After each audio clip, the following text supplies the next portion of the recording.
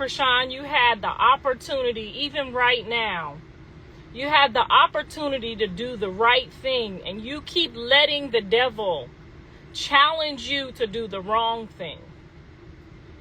You got on your live and you summons me to tell me that my kids said I taught them how to eat. You did everything but get on here and say, you know what, mama, I have disrespected you for so long, and I am wrong, and this is why my blessings is being cut short. You had every opportunity to get on here and say, mama, I know your son love you, and I know you love your son, and I know you was there every day of your son's life to coach him, to walk him through life, and I robbed y'all of that, and I'm sorry. You had every ounce you could have came up out of this and showed people your righteous side, but you chose to get on here and talk about what brought my sons under, what they had themselves common sense enough to apologize for. My sons have apologized. They are dealing with their consequences. But you seek to keep dragging yourself to the bottom pits of hell. Why? I do not know. I do not know. Every one of us on this internet knows Jonathan and Andre had a great mother. They went to private school. They was raised right. They're a little spoiled. They're a little sideways, and they got a little beside themselves. But when the time came and God silenced them, they had common sense enough to know, let me apologize to my adversary quickly. And let me apologize to my mama for sure. What you should be doing instead of trying to get your mom to come on here and rise against me. And by the way, I'm not arguing with your mama while she's not in her right mind, because that would be evil. It would be evil for me to get on here and argue with your mama, baby, until she's in her right sound mind. We can't even go back and forth. So for you to reduce yourself to start to try to use your mother knowing that the position she's in is pure evil. The only thing you can do right now is get on your hands and knees. Ask God for forgiveness.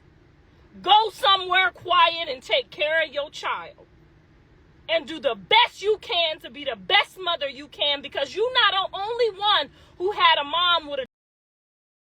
I wouldn't dare have my mom argue if she was still under the influence with anybody that's anointed by God.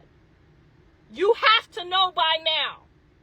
You have to know by now that that was wrong, and you continuing down that wrong path for 10,000 people on your live. You and I had 160,000 people on live promoting for us to do the right thing by the child. 160,000 people was on live for me and you to do the right thing by the child. And you're still trying to fail him. You're still in this situation and you're still trying to fight. Girl, the fight is over. The only one who won this battle was the devil. Everybody suffered, and you still want more suffering? You still, after all this, want more suffering? The child is completely in trouble. He needs a lot of prayer and a lot of love. Jonathan is in jail. Andre is in jail. Your brother is in jail. Your sister just got out of jail. Your other sister is talking about her medication. I'm over here praying for all of y'all, and you want to come for me? I don't have no ill will towards you. All I wanted was what I got. My children, the hell away from you. That's all I wanted. I didn't want you to not succeed. I want you to succeed. You not succeeding doesn't do me any good. I have never wanted you to not succeed. You got the wrong people. Your sisters do not want you to not succeed. They want you to win. You have come against the only person that was caring for him, and that was your sister, and that was an appreciation for her.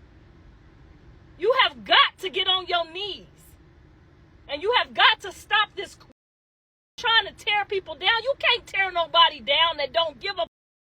I don't give a about your fans. I'm not your little friend. I'm not Jonathan's little friend. I'm his mother. I'm the who stood there with him from the day he came out to the day he went to college and still here. I never left my child for no man, for no good time and none of that. Okay? So what you want to do is start to learn from me, since you claim you didn't have nobody to learn from. You better start trying to learn from me, because this can go all the way left for you. I could have been saved you and your son a long time ago. I got the recipe. It's love, unconditional love. And that's what you're lacking. You got on this internet with all them people on your live, and I thought you was going to say something mighty and great. I thought I was going to find an ounce of the Lord within you, and I found none.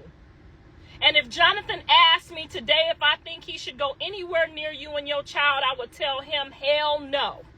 And the reason I would tell him hell no, because with your last ounce of breath, with down to 10,000 people on your live, from 100 and 200 and 300,000 people wishing and hoping the best for you and your son, you took to talk about me teaching my kids how to eat. And you know better. You know I ain't taught no kids how to eat no. Why would I want any of my kids to eat like yours? You got to do better. And I ain't lost all hope for you, but I'm telling you right now, you are trying my patience, little girl.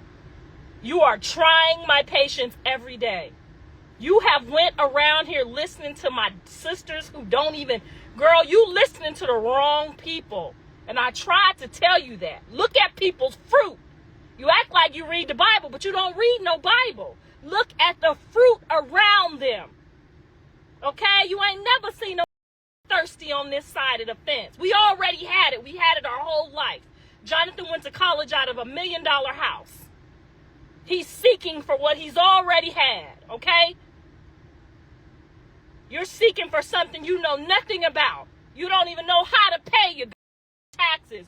You don't even know how to pay for the stuff that you're thirsting for. You're thirsting for stuff he already had his whole life. That's not his first family restaurant. He had a restaurant before he was famous.